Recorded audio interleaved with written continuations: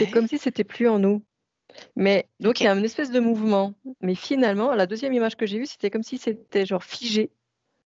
Et que, genre, tu vois, on est là comme un pilier, on est un pilier. Il y a des rayons qui partent de nous comme ça, mais c'est figé. Donc, l'interprétation que je peux en avoir, c'était de dire, tout est déjà là.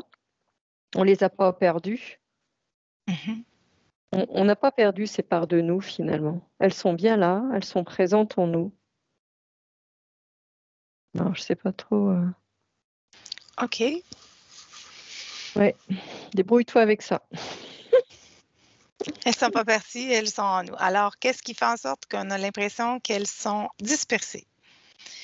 Au lieu, ben oui. C'est qu'on les observe plus. Enfin, en tout cas, ces parties-là n'ont pas été dissociées de nous. C'est comme Non. si, alors comme un rayon, tu vois, il y a voilà, des rayons. Il y a des rayons qui vont plus ou moins loin, on va dire. Oui. Mais tout est toujours lié à nous. Mhm. Donc, on peut pas dire, on peut pas dire que le rayon il a été coupé et on a laissé des traces quelque part. Enfin, on a peut-être laissé des traces quelque part, mais en tout cas, ça n'a jamais été coupé de nous. Donc, c'est comme si finalement, on rapatriait un peu comme des rouleaux comme ça, tu sais, un tapis qui revient là, comme ça, mais ça n'a jamais été séparé de nous quand même. Mhm.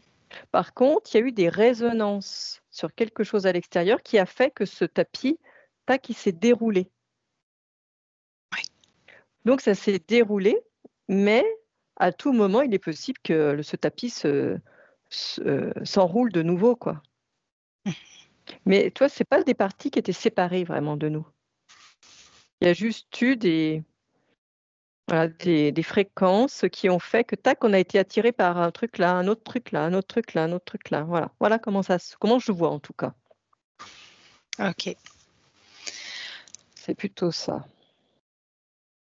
Donc comment on rapatrie? Donc Donc, oui, comment, ben oui, réponds à la question, comment on Mm. rapatrie, dans le Bah fond. déjà en étant conscient, Mhm. en étant conscient qu'on a laissé, on est allé plutôt, je dirais même ça, c'est plutôt qu'on a été euh, empiété sur un autre territoire.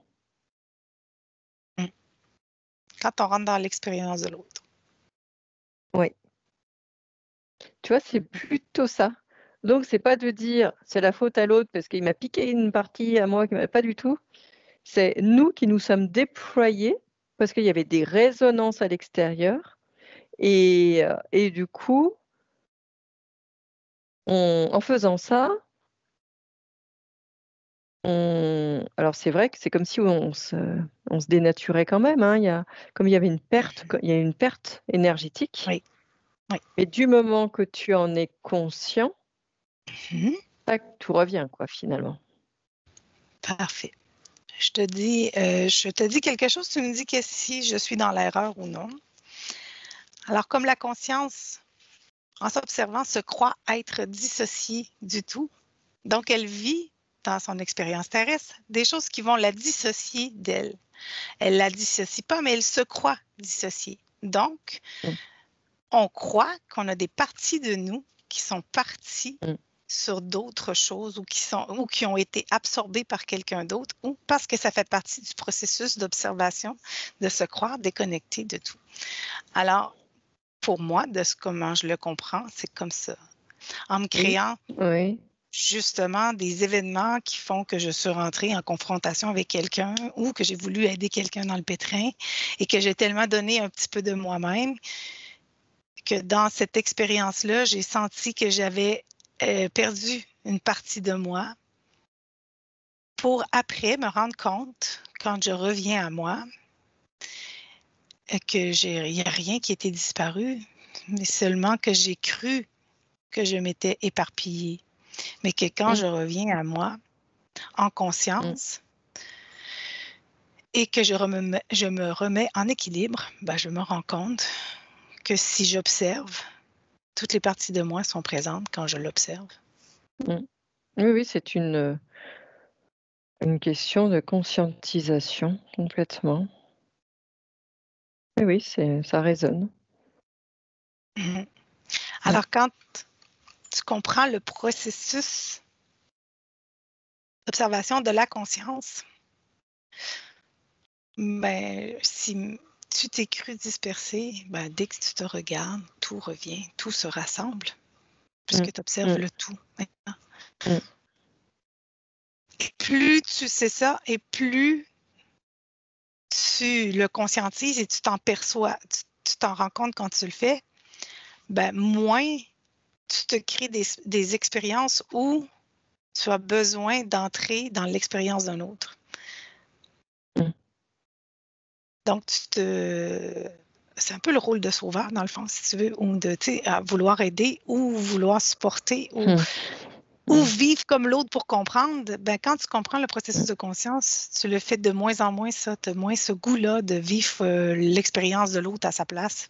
Et tu comprends que l'expérience doit vivre, que la personne doit vivre son expérience elle-même et que tu n'y peux rien pour elle dans son expérience. Il faut qu'elle prenne conscience elle-même que ce qu'elle vit, elle le crée. Et c'est aussi, lorsque tu parlais du rôle de sauveur et tout ça, c'est comme si le projecteur, tu vois, c'est nous-mêmes, on le projetait sur quelqu'un d'autre. Et pourquoi on le projette sur quelqu'un d'autre? C'est qu'on ne veut pas le projeter à l'intérieur de soi. Donc, c'est un peu comme un échappatoire. Je ne veux pas me regarder. Donc, comme je ne veux pas me regarder, je vais essayer de sauver tout le monde. Parce que je ne veux pas me regarder, moi, quoi.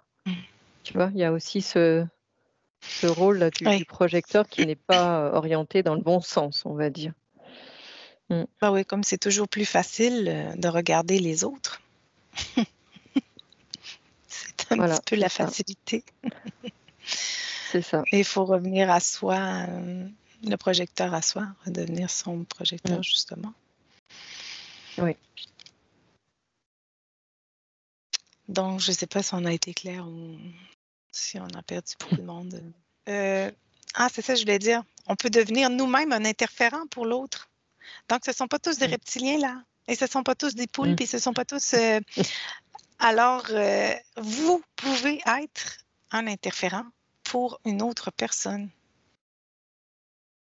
Et vice-versa, une autre personne peut être un interférent pour vous. Alors, dès que vous vous immiscez dans l'expérience de quelqu'un contre son gré, et même avec son consentement, si vous restez dans le rôle de sauveur par rapport à une personne, vous demeurez une interférence pour lui, même s'il demande à être sauvé. À quelque part, il faudra qu'il comprenne que dans son expérience, il n'y a que lui qui peut se sauver, personne d'autre. Mais tout ça, ça doit être expérimenté pour être conscientisé. Qu'est-ce que tu perçois par rapport à ça, Annie? Oui, complètement. C'est complètement ça. J'ai rien d'autre à rajouter, il n'y a rien qui vient. Qui vient. OK. Bon, ben, tu peux te déconnecter de ça complètement, Annie. Merci. Déconnecte-toi. Ça me rend malade.